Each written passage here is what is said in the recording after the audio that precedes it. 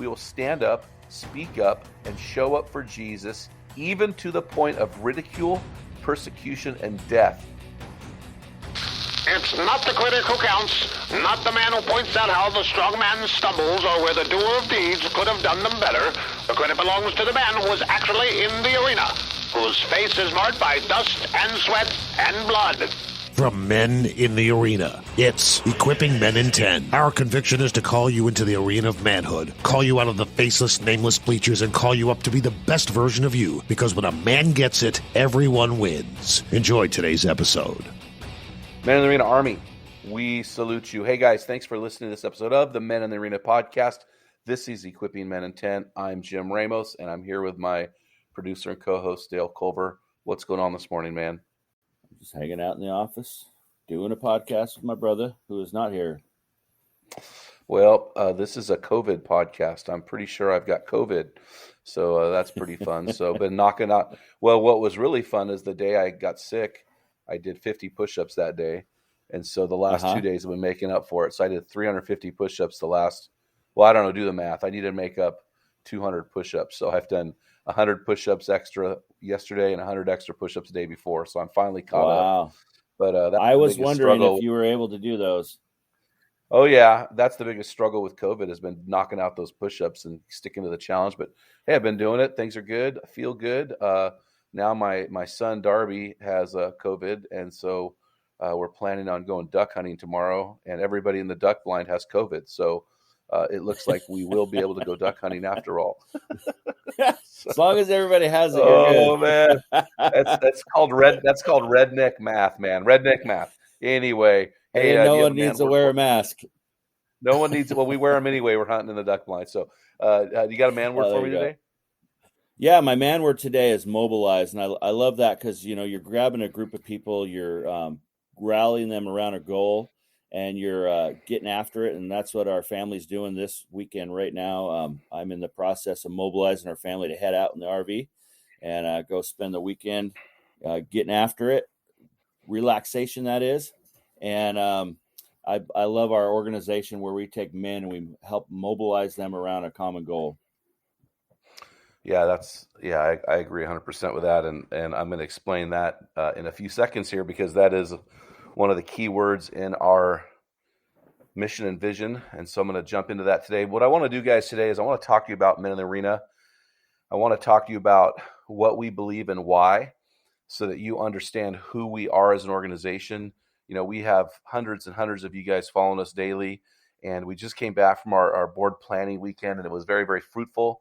But I just thought it would be wise for us to sit down and go, hey, guys, here's the organization you are following, and here's what we believe. First of all, as I've shared many, many times, we are unapologetically a nonprofit, faith-based, mostly crowd-funded organization. We rely on speaking. We rely on book sales. We rely about 85% on donor support. And our underlying statement that would describe our organization is this: when a man gets it, everyone wins. That is kind of the rally cry for us. So we just think when a man gets it, when a man comes on board and starts becoming his best version in Christ, and as a man, everything around him, his whole world changes. And so I want to lay out a couple key principles for you today, guys. And so this will help you to understand who we are. First of all, our vision. Our vision is what we see or we want to see in the future. It's what we believe God's preferred future picture is for our ministry's impact. Our vision is this: to see a growing army of men who are becoming their best version and changing their world. So that vision works hand in hand with our mission statement. So where our vision is a picture of what we want to see in the future, our mission is what we do to actually see our vision become a reality. So it's basically the boots on the ground of our vision. And so here's our mission. Our mission is to inspire, equip, and mobilize, there's the word, Dale, men to transform their lives, the people they love, and the communities they impact. Let me read that again. Our mission is to inspire, equip, and mobilize men to transform their lives, the people they love, and the communities they impact. Now, here's what you need to realize. When we say when a man gets it, everyone wins is defined as transform the people they love and the communities they impact. When we say a man in our vision statement changes his world, what we're saying is the world he changes is the people he loves and the communities he impacts. Does that make sense, Dale? Was that articulated clear enough? Okay. So those three things, those that inspire, equip, and mobilize, those are the three ways that we strategize our ministry. Some people would call those strategic areas. Some people would call those core competencies. We call those critical success factors. So we have three ways by which we measure the success of our organization, and we build all of our goals around those three things: inspire, equip, and mobilize. But what I really want to spend time talking to you about is these principles that undergird our organization. What is our organization founded upon? What principles have we built it upon? And so you may have noticed within the vision statement, there were certain phrases that were not in there. And you may say, well, wait, why isn't that in there? Well, because those phrases that you think should have been in our mission or vision statement that weren't there were not there because there are purposes and principles that undergird our ministry. So let me explain. We have 5 core values that drive our organization. These core values are key foundational beliefs and principles that undergird everything we do at Man Arena.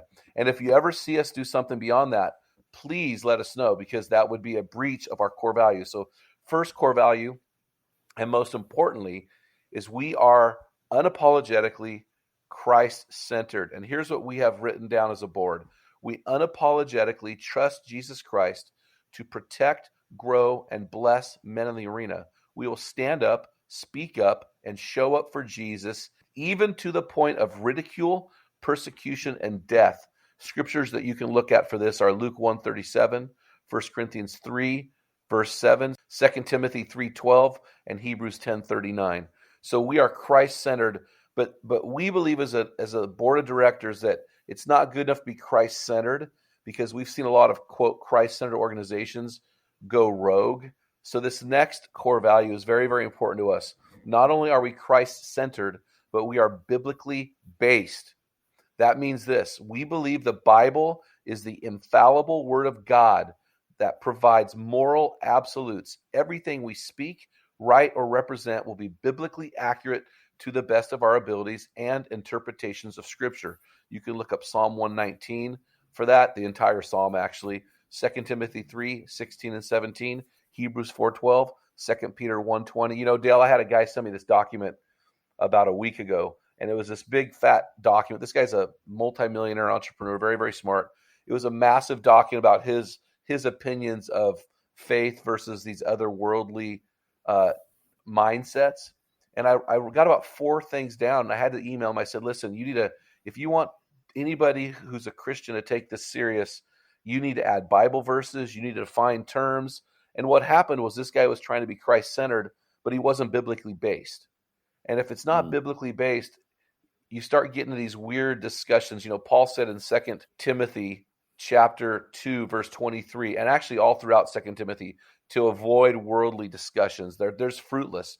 And so if a guy is coming at me with some weird theological understanding that's not biblically based, I just don't hear it.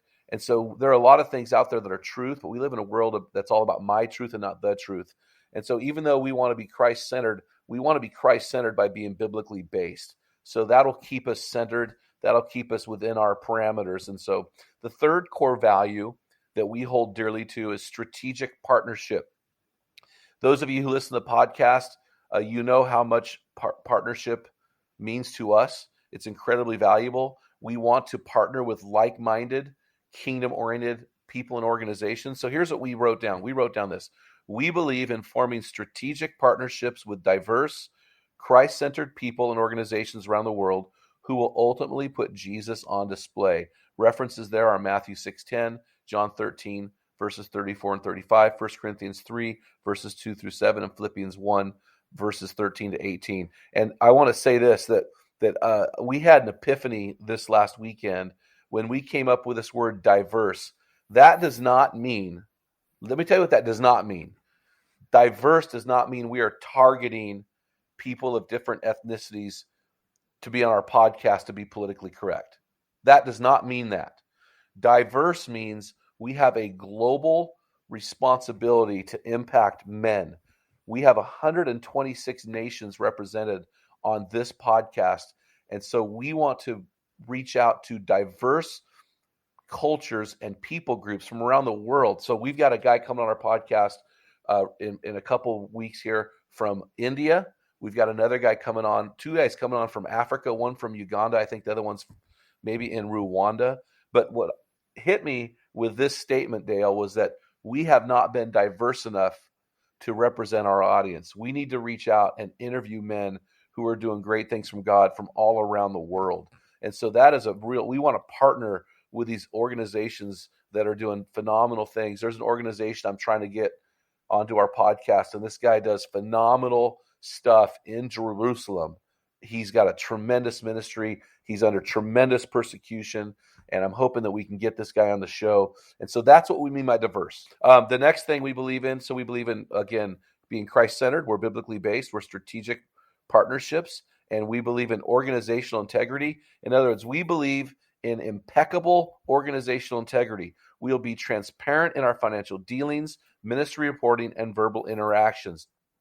Job 27:5 is a great verse for that. Proverbs 10:9, Matthew 22:16, 1 Timothy 3, verses 1 through 6. You know, you and I experienced a massive breach in organizational integrity recently.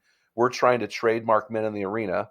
And in doing so, we noticed we had a guy who was involved in our ministry who had trademarked his organization. He had the TM circled the whole 9 yards. And I said, hey, Dale, why don't you go reach out to this guy and ask how he got trademarked, who he used. Well, the guy said, well, I'm not trademarked. I just put that on there because it looks professional. And I thought to myself, that is a massive breach of integrity to say that you have trademarked something and you have not done it.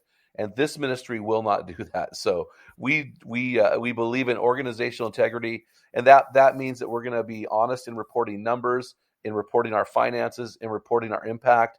You know, when we say that our Facebook forum has had men in it from 105 nations, we can prove that. We can prove that we had men from 126 nations download the podcast last year. We can prove these things. So what we say, we stand by. We believe in being integrous with our reporting. And the last core value of our organization is we believe in being morally pure. In other words, we believe in living a life that glorifies Jesus, guards those we love, and protects the organization. Proverbs 5, verses 18 and 20, Acts chapter 1, verse 8, 1 Timothy 3, verses 1 through 6, and 2 Timothy 2:22, and Hebrews 13:4, among many, many others. You know, a couple things. You know, I just got off the phone with a guy who's a church leader, and he's really struggling because one of the guys in the band is living with his girlfriend. And this guy's struggling with, why is this guy allowed to be in the worship band? And personally, I'm struggling with that too. Why is a guy allowed to be on stage promoting Jesus when he's also publicly promoting a promiscuous, immoral lifestyle with his girlfriend who he's not even married to? I wrestle with that. And so for us as an organization, we will be morally pure. Well, we will try to be morally pure. We do that. Here's one way we do that, Dale. You know this. Every one of our full-time staff and board members is required to have covenant eyes on all of their smart devices. And the reason we do that is to guard our organization from the embarrassment of moral failure that we've seen so many other organizations have. So, guys, that's what we believe. Our vision is to see a growing army of men who are becoming their best version. Our mission is to inspire, equip, and mobilize men to transform their lives, the people they love, and communities they impact. And our core values are: we are Christ-centered, we are biblically based, we are strategic partners, we believe in organizational integrity, and we believe in moral purity. And we believe, guys, that when a man gets it, everyone wins. Dale, what's next, man? Drive us home. Yeah, guys, now we want you to head on over to meninthearena.org and join our program. You can just click on that link when you get there. And while you're there, you can get your free copy of Jim's book, Tell Them What Great Fathers Tell Their Sons and Daughters. Until next time, feel the wet sand on the arena floor, hear the deafening roar of the crowd, taste the sweetness of victory, smell the stench of battle, get in the game, get dirty, grind it out, and be a man. You've been listening to the Men in the Arena podcast. If you hunger to be your best version, then join thousands of men from around the world in our Men in the Arena forum on Facebook. This is the best place to have open discussions around the topic of biblical manhood. Make sure to explore our website at meninthearena.org, sign up for the weekly equipping blast, and take advantage of our many free resources designed to help you become your best version of a man. Thank you for listening to this episode of the Men in the Arena podcast. Remember, when a man gets it, everyone wins.